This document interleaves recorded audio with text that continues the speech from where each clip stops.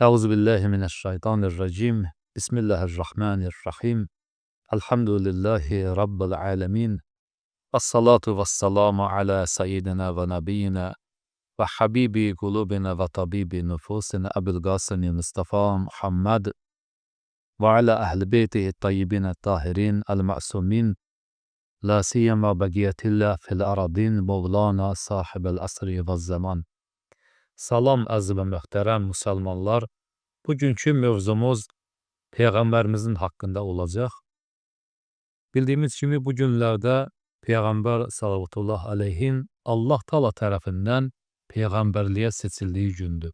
Allah Taala bu günlərdə məhz qiyamata qədər insanların son Peyğəmbərini və son dinini seçərək insanlara seçdi və təqdim etdi. Əgər biz Peyğəmbərin tarixinə baxsaq, yaşayış tərzinə baxsaq, özümüz üçün, öz yaşayışımız üçün Peyğəmbərin yaşayışında, davranışlarında çox sayda ibrət dərslər ala bilərik. Mən bu mövzuda danışmaq istəyirəm ki, yəni Peyğəmbər necə müvəffəq oldu ki, cahil ərəblərin içərisində diri-diri qız uşaqlarını torpağın altına bastıraraq onları öldürən bir mədəniyyətin içərisində onları hidayət edə bildi Allah yoluna. Peyğəmbər necə müvəffəq oldu ki, biz də Peyğəmbərin bu müvəffəqiyyətinə baxaraq zamanımızda edə bilək ki, İslamı layiqlicə tanıtdıra bilək və insanları cəhalət yolundan İslama tərəf dəvət edə bilək.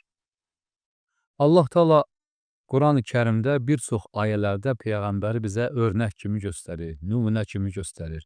Peyğəmbər bu örnək olmağı Allahdan pay olaraq götürmədi, onu qazandı. Yəni Peyğəmbər bizim üçün nümunə ki oldu. Bu nümunəyi Peyğəmbər qazandı, zəhmətlə qazandı.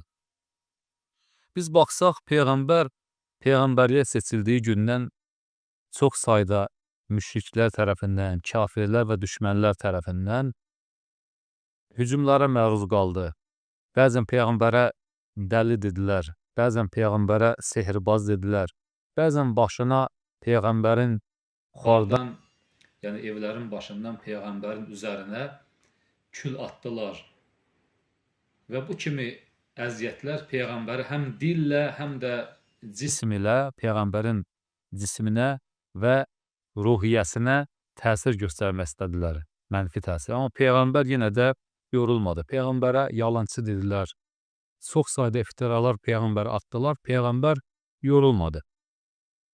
Allah Taala Əraf surəsinin 199-cu ayəsində Peyğəmbərə 3 dənə nəsihət edir. Peyğəmbərə 3 dənə yol göstərir ki, ey Peyğəmbər, sən bu 3 yola əməl etməklə sənə qarşı atılan iftiraları, sənə qarşı edilən zülmləri, ədalətsizlikləri sən eləyə bilərsən, uzaqlaşdırasan və insanlarla rahat şəkildə davranaraq onların hidayət olmasında kifayət qədər qabağa gedə bilərsən. Allah Taala ayədə buyurur, Bismillahirrahmanirrahim, Peyğəmbərə əmr edir, buyurur, Xuzil af və əmur bil ma'ruf və ariz anil cahilin.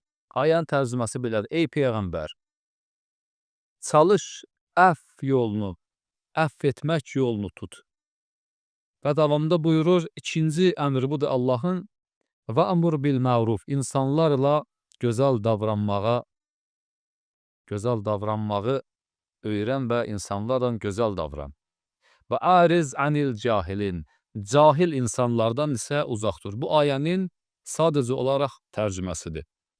İmam Sadiq əleyhissalam, 6-cı imamımız buyurur ki, Peyğəmbər bu ayəyə, bu tövsiyələrə, Allahın bu 3 dənə tövsiyəsinə əməl edəndən sonra, yəni canlı şəkildə bunu yerinə yetirəndən sonra, Allah Taala başqa bir ayə nazil etdi. Peyğəmbəri buyurdu ki, ey Peyğəmbər, həqiqətən sən böyük əxlaq sahibisən. Yəni bu 3 dənə tövsiyəyə peyğəmbər əməl edəndən sonra Allah Taala peyğəmbərin haqqında buyurdu ki, ey peyğəmbər, sən ən mükəmməl əxlaq sahibi sənsən ey peyğəmbər. Deməli bu 3 dənə tövsiyə çox mühümdür ki, biz də bu 3 dənə tövsiyəyə əməl edərək Allahın yanında məqamımızı ucalda bilərik və eyni zamanda bir çox insanların, qəlbi qaralmış insanların, dindən uzaq düşmüş insanların Allah yoluna hidayət olmasına, gəlməsinə səbəb olar bu 3 dənə tövsiyə əməl etsək. Bu 3 dənə tövsiyə xülasə mən bayaq tərcüməsini dedim. Deməli birinci budur. Peyğəmbər Allah buyurur: "Xuzil af", ey peyğəmbər, əf yolunu tut. Mənası budur ki, əgər bir nəfər xəta etsə peyğəmbərə qarşı və eyni zamanda peyğəmbərə deməklə bizə də aiddir. Bir nəfər xəta etsə, əgər peşman olsa sonradan ey peyğəmbər, ayənin açıqlaması budur. Xətasından peşman olsa və inatkarlıq etməsə, peşman olandan sonra sən onu əff et. Onun xətasına göz yum. Onu əff et, onu bağışla. Daha sonra buyurur və əmur bil ma'ruf. Mənası budur ki, ey peyğəmbər, əgər bir insan xəbəri yoxdur sənin niyyətindən, sənin əməllərindən, sənin onu hidayət etməsi üçün çabandan, əziyyətindən xəbəri yoxdursa da, sən öz niyyətini, öz çabanı, öz zəhmətlərinin hədəfini o insana açıqla. O insana başa sal ki, o bilmir. Yəni bilməyən insanın qarşısında gözəl davran, onu başa salmağa çalış ki, o da düz yola hidayət olsun. Və Allah Taala'nın peyğəmbərimizə bu ayədə 3-cü tövsiyəsi bundan ibarətdir ki, buyurur və ariz anil cahilin. Yəni cahil insanlardan ey peyğəmbər uzaq dur. Bunun mənası bundan ibarətdir ki, yəni peyğəmbərə Allah bunu demək istəmir ki, cahillərdən uzaq dur, onlar bilməsinlər. Yox, bunun mənası bu deyil. Bu ayədə cahillər deyəndə məqsəd bundan ibarətdir ki, Allah Taala peyğəmbərə bunu çatdırmaq istəyir ki, ey peyğəmbər, əgər bir insan nadandır və öz nadanlığında inatkarlıq edir və o sənin dediyin həqiqətləri dərk etmir və dərk etmək də istəmir, qəbul etmək istəmir. Onun zehnin zərfiyyəti sənin dediklərini dərk etmir və etmək də istəmir, inatkarlıq edir. Bu cür insanlardan Allah buyurur peyğəmbər uzaq dur. Deməli ayənin xülasəsi bundan ibarətdir.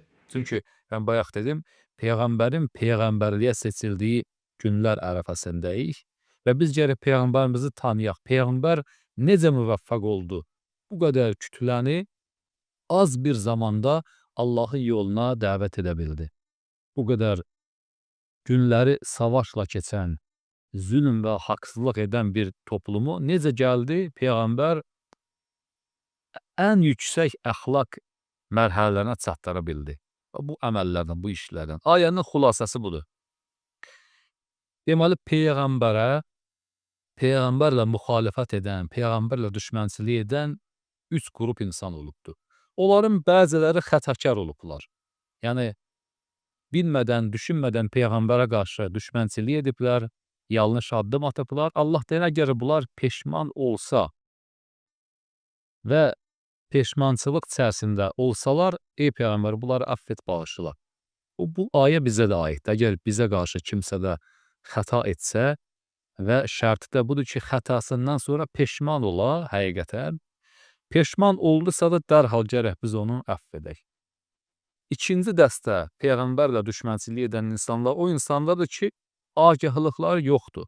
Məsələn, biz əgər Kərbala səhnəsindən, Kərbala hadisəsindən bir misal qursaq, Hür bu ikinci dəstənin ən bariz nümunələrindən biridir. Agah deyildi, bilmirdi Yezidlə savaşan kimdir.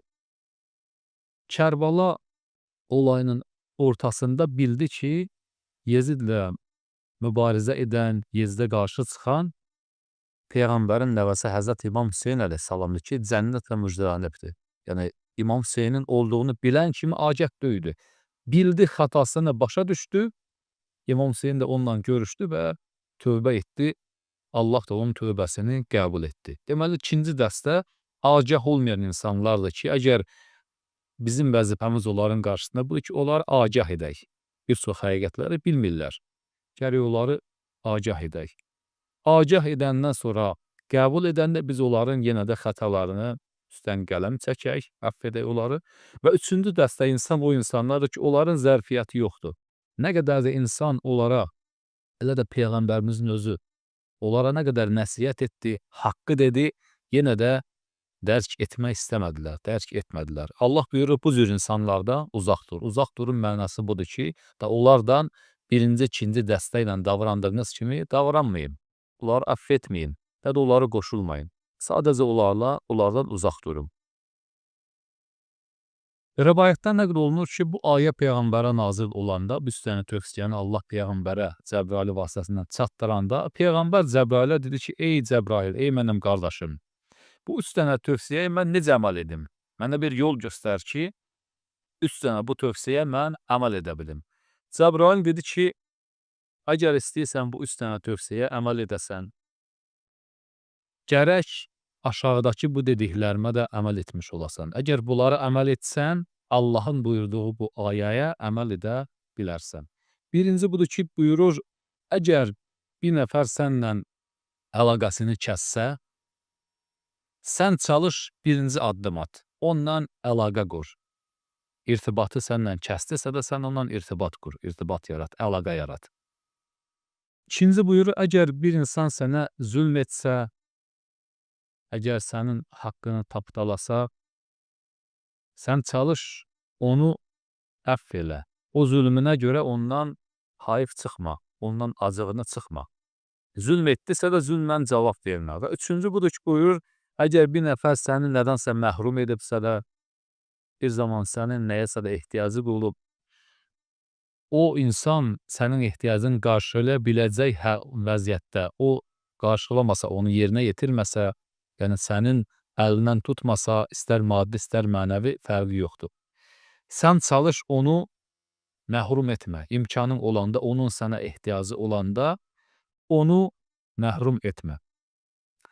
Bu tövsiyələrin hər biri bizə bir örnək dərsidir, bizə bir nümunədir ki, Peyğəmbər necə yaşayıb, Peyğəmbər necə şəxsiyyət olub ki, baxmayaraq ki, ona qarşı çox sayda zülmlər, iftiralar atılıb, zülmlər edilibdir, Peyğəmbər yenə çalışıb, ta son həddə qədər səbr etsin və insanların hidayət olması üçün bir çox şeylərə göz yumsun. Bizim də vəzifəmiz budur ki, bugünkü günü çalışaq, öz əməlimizlə, əgər biz namaz qılanıqsa da, namaz qılmayan insanlara qarşı bu cür davranaq ki, onlar da İslamın haqq olduğunu dərk etsinlər və Allahın yoluna gələ bilsinlər. Assalamu aleykum və rahmetullahi və barakatuhu.